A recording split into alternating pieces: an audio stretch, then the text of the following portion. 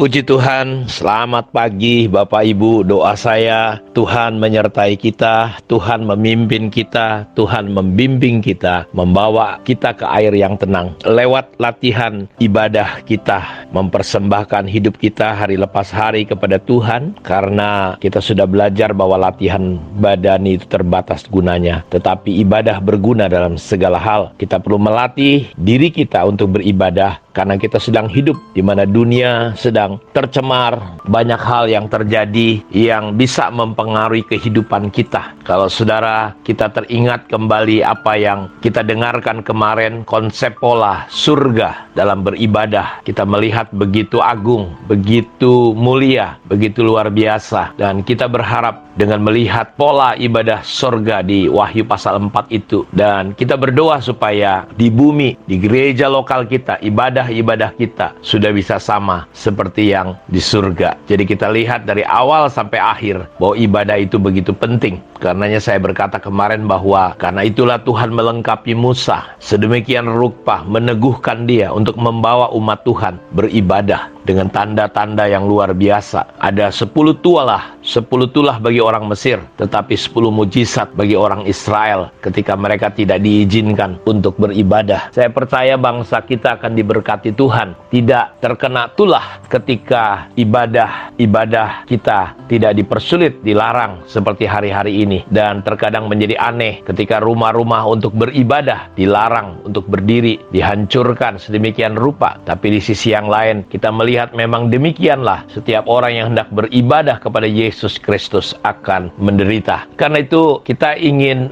belajar kembali hari ini dari kitab 2 Korintus pasal 6 ayat 15 sampai 18. Persamaan apakah yang terdapat antara Kristus dan Belial? Apakah bagian bersama orang-orang percaya dengan orang-orang yang tak percaya? Apa hubungan bait Allah dengan berhala? Karena kita adalah bait Allah dari Allah yang hidup. Menurut firman Allah ini, aku akan diam bersama-sama dengan mereka dan hidup di tengah-tengah mereka, dan aku akan menjadi Allah mereka dan mereka menjadi umatku. Sebab itu keluarlah kamu dari antara mereka dan pisahkanlah dirimu dari mereka, firman Tuhan, dan janganlah menjamah apa yang najis, maka aku akan menerima kamu dan aku akan menjadi bapakmu, dan kamu akan menjadi anak-anakku laki-laki dan anak-anakku perempuan. Demikianlah firman Tuhan yang Maha Kuasa.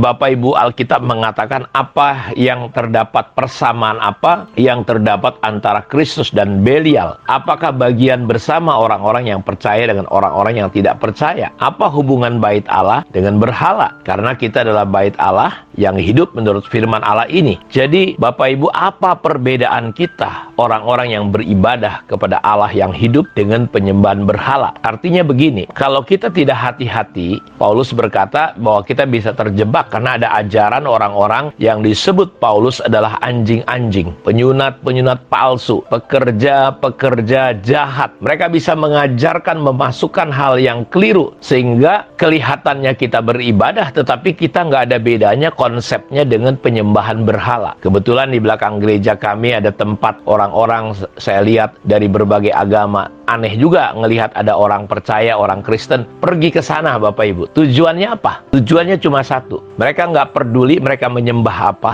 Yang penting mereka ketika pergi ke situ, apapun syaratnya, mereka bisa mendapatkan berkat. Jadi konsep ibadah penyembahan berhala adalah nggak penting. Tidak perlu ada kenalan, hubungan yang dekat dengan siapa yang dia mau sembah. Itu yang penting kamu, apa syaratnya aku kasih. Ya, kalau kamu butuh ayam, ku kasih ayam. Ya, lalu mungkin pendetanya dikasih uang. Pokoknya yang penting saya dapat apa yang saya inginkan. Kesembuhan mungkin, kekayaan mungkin, atau apa saja. Mungkin macam-macam. Yang penting kebutuhan. Jadi ibadah kita nggak lebih dengan penyembahan berhala kalau konsepnya kita beribadah datang kepada Tuhan, ingin menjadi tempat. Paulus berkata, ibadah kalau disertai rasa cukup itu membawa dampak yang luar biasa. Tetapi celaka ketika kita berpikir bahwa ibadah menjadi sumber berkat, sumber hal-hal yang kita butuhkan. Sementara ibadah dengan konsep Allah itu tidak seperti itu. Jadi kalau saudara datang ke gereja beribadah, tujuannya hanya supaya diberkati. Apa bedanya saudara dengan penyembah berhala? Jadi kita bukan datang untuk mendapatkan, tetapi kita datang untuk mempersembahkan sesuatu kepada Tuhan. Makanya Alkitab berkata, kami datang bawa korban pujian. Namanya juga korban. Korban itu sesuatu yang tidak enak. Misalnya korban kecelakaan. Bawa korban pujian. Kita masuk ke rumah Tuhan, ke pintu gerbang Tuhan dengan korban. Korban pujian, korban persembahan. Sesuatu yang mungkin. Seperti janda di Sarpat misalnya. Situasinya betul-betul sangat miskin. Tinggal punya sedikit tepung, sedikit minyak.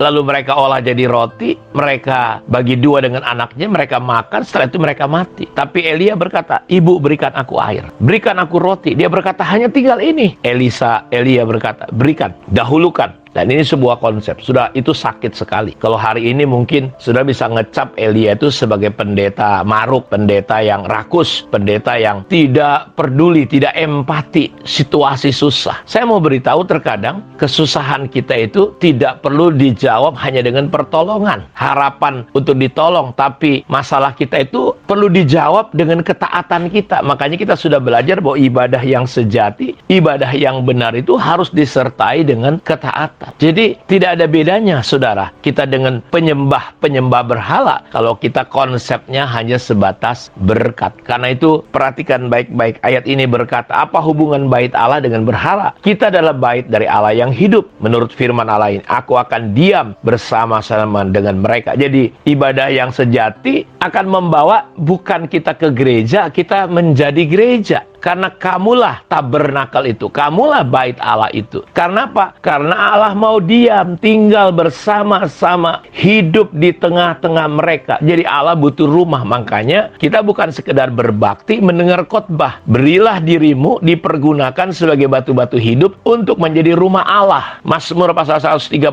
Daud berkata, ini yang ku kehendaki, inilah perhentianku. Jadi Tuhan mau rumah. Kita bukan hanya sekedar kebaktian, tapi kita menjadi rumah. Karena itu aku akan menjadi Allah mereka dan mereka menjadi umatku, kata ayat ini. Sebab itu keluarlah kamu dari antara mereka, pisahkanlah dirimu dari mereka, firman Tuhan. Jadi kata kudus itu artinya kita memisahkan, dipisahkan Bapak Ibu. Makanya di sini pisahkanlah dirimu. Jadi kita keluar dari hal-hal yang najis, yang tidak benar. Jangan menjamah apa yang najis, maka aku akan menerima kamu dan aku akan menjadi bapakmu dan kamu akan menjadi anak-anakku laki-laki dan anak-anakku perempuan. Demikianlah firman Tuhan yang Maha Kuasa. Jadi kita lihat ibadah ujungnya adalah menjadi kesaksian, dipercayai di antara bangsa-bangsa yang tidak mengenal Allah, diberitakan ketika kita menjadi rumah Allah. Jadi ibadah yang sejati itu ujungnya betul kita menjadi tempat kediaman Allah secara pribadi, tetapi kita perlu hidup dalam komunitas, bukan sekedar kumpulan liturgi, tetapi kita dibangun menjadi tempat kediaman Allah. Untuk itu kita perlu memisahkan diri, tidak mengikuti pola-pola dunia. Kita tidak boleh sama dengan dunia, tetapi kita perlu berubah oleh pembaharuan budi kita, sehingga kita bisa menjadi tempat kediaman Allah secara pribadi dan secara komunitas. Betapa indah dan betapa luar biasanya, betapa agungnya ketika Allah diam dan tinggal di antara kita, seperti gereja mula-mula. Saudara, Petrus hanya dengan bayang-bayangnya, orang-orang dari berbagai tempat datang ke Yerusalem. Mereka jejerkan orang-orang yang sakit, segala macam, orang yang kerasukan setan,